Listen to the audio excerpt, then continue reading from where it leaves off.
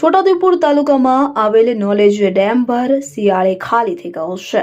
હાલમાં છલોછલ ભરેલા તળાવને સ્થાને નહિવત માત્રામાં પાણી જોવા મળી રહ્યું છે। તાલુકાના ઓલિયાંબા અને નોલેજ ગામને સિંચાઈનું પાણી પૂરું પાડતો નોલેજ ડેમ તંત્રની ઘોર બેદરકારીને કારણે હાલ ખાલી જોવા મળી રહ્યો છે। આવનારા કપરા ઉનાળામાં ખેડૂતોને માથે હાથ મૂકીને રોવાનો વારો આવે તો નવાય નહીં।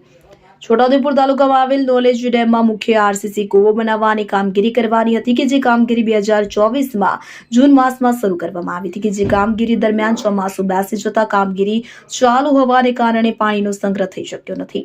ચોમાસા દરમિયાન જે પાણી ભરાવવું જોઈએ તે ભરાયું નથી, જેના કારણે ડેમ પૂરો ખાલી જોવા મળી રહ્યો છે।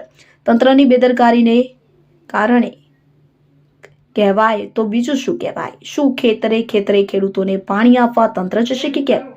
આ ખાલી થઈ ગયેલા ડેમના કારણે સ્થાનિક પ્રજામાં ભારે ચિંતા તથા રોષ ફેલાયેલો જોવા મળી રહ્યો છે। અત્રે ઉલ્લેખનીય છે કે વર્ષો જૂનો નોલેજ ડેમમાં કુવાની સાથે ડેમમાં જૂના જમાનાની નાની પાઇપોને બદલે મોટી પાઇપો નાખવાની હતી, તેની કામગીરી કરવામાં આવી। જ્યારે કેનાલના કુવા જૂના જમાનાના પથ્થરના હોય તે લીકેજ થતા હતા, તેને નવા બનાવવાની કામગીરી હજુ બાકી। તો કેનાલમાં સળિયા નાખી આરસીસી કામ બાકી, સાથે ડેમની સાઈડની દિવાલ ઉપર જે પથ્થર જૂના કાઢી નવા પથ્થર બેસાડવાના હોય તેની ઉપર આરસીસી કામ કરી કરવાનું હોય તે કામગીરી હજુ બાકી જ છે। ડેમ જ્યારે ભરાય અને વધારાનું પાણી બહાર નીકળે તેના તળિયાનું આરસીસી કામ સાથે બંને બાજુ 4 ફૂટની પાળીનું આરસીસી કામ વગેરે જેવી કામગીરી હજુ પણ પૂર્ણ થઈ શકી નથી, તેમ ગામ લોકો જણાવી રહ્યા છે। હાલ જાન્યુઆરી માસ પૂર્ણ થવા આવ્યો, હજુ તો ઘણી બધી કામગીરી બાકી છે, તો ડેમની કામગીરી ક્યારે પૂર્ણ કરાશે?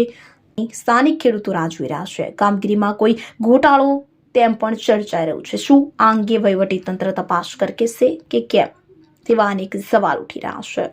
તાલુકાની અંદર નાલેજ ગામ આવેલું છે, એમાં એક તળાવ છે, ડેમ છે। એ ડેમમાં વર્ષોથી કોઈ દિવસ પાણી ખૂટ્યું નથી ને કોન્ટ્રાક્ટર વાળા કામ કરી આપ્યું છે। એ લોકો કામ કરવા માટે પાણી કાઢી નાખ્યું છે ને કામ કર્યું નથી પૂરું, ને પાણી કાઢીને જતા રહ્યા છે ને કામ બધું એમને એમ પડ્યું છે, કઈ કામ કર્યું નથી। એની જોડે કાયદેસર કાર્યવાહી કરવી જોઈએ। શું નામ? ભરતભાઈ નસલાભાઈ નાઈક।